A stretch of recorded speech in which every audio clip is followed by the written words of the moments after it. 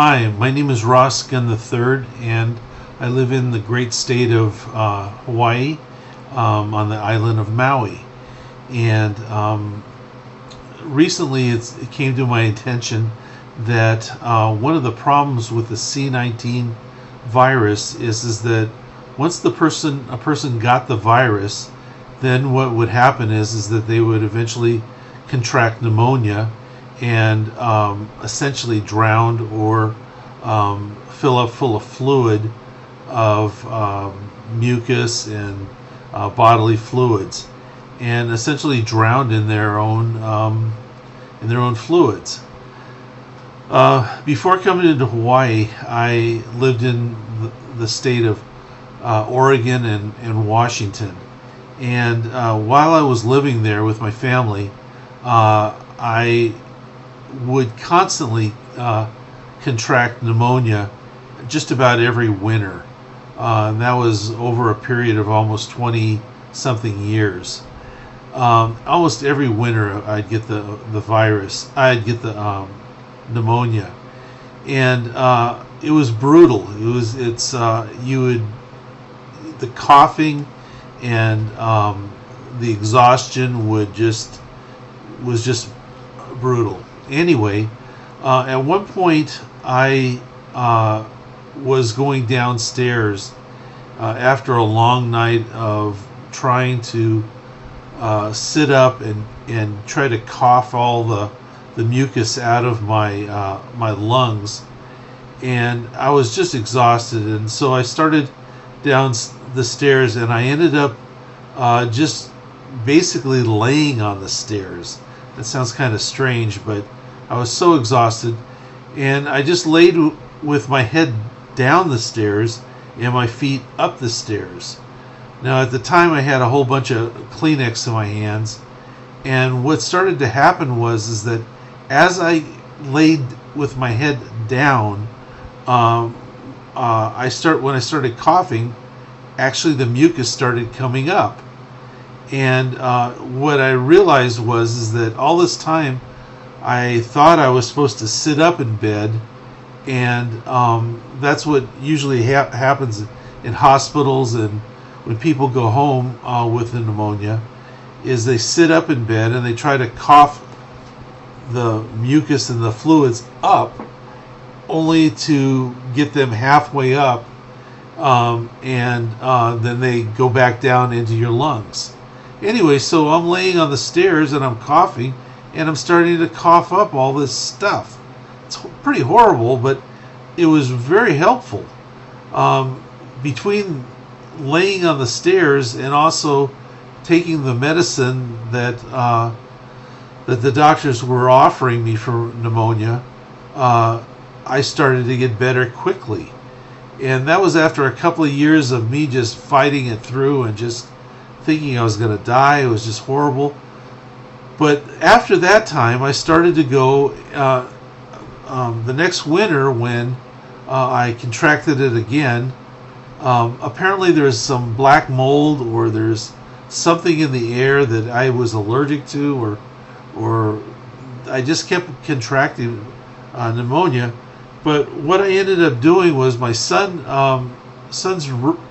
bedroom had bunk beds in it, and my son graciously offered to sleep on the couch downstairs. And what I did was I pulled the bottom bunk box springs and mattress off the bed and put it on the railing of the bunk bed on the side. So what that essentially did was it allowed the bed to be at an angle like this. And so what I ended up doing was I'd hang my feet over the end of the upper part and put my head down, and I would just sleep all night with my head down. Now what happened was that because of because of gravity, I would cough up all the stuff that was making me sick, all the stuff I was drowning in the past. Anyway, so after a while, I instead of using the box spring, I ended up getting a sheet of plywood and just putting a mattress on it and doing the same thing. But every time I got the pneumonia, I was able to quickly and with less effort was able to kick the pneumonia because I wasn't drowning in my bodily fluids. Now, I'm not a doctor, or I'm not, that I'm a counselor by trade, and I work with men and couples. But you know what? I'm not a doctor, so I can't. There's no prescription here that I can give you, other than you might want to try it out and find out if that helps you get over pneumonia quickly. Now, a lot of hospital beds, they're in the shape of kind of an S.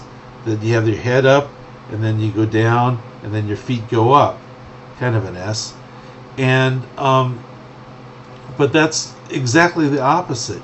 You need a flat surface where you put your feet up over the edge of the bed, over the edge of the mattress, and put your head down, and it allows the fluid to run out of you.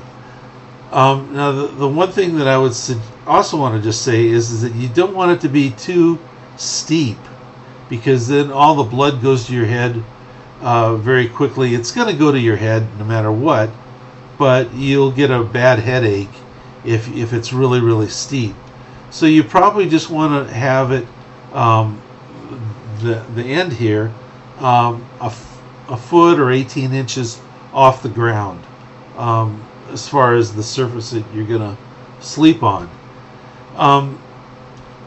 Some people I've told other people about this, sometimes they'll have a bed that is up on four little legs, metal legs, on a framed steel bed frame. And what they ended up doing was they ended up taking two cinder blocks, and which kind of looks like an 8, kind of, or it's got 2 holes in it, and it's about 10 inches wide, and they would put two on top of each other, and sometimes they would glue them together, but then they would just stick the leg of one of the bed frame's legs into the hole, and it would make a nice sturdy foundation for holding up the end of the bed.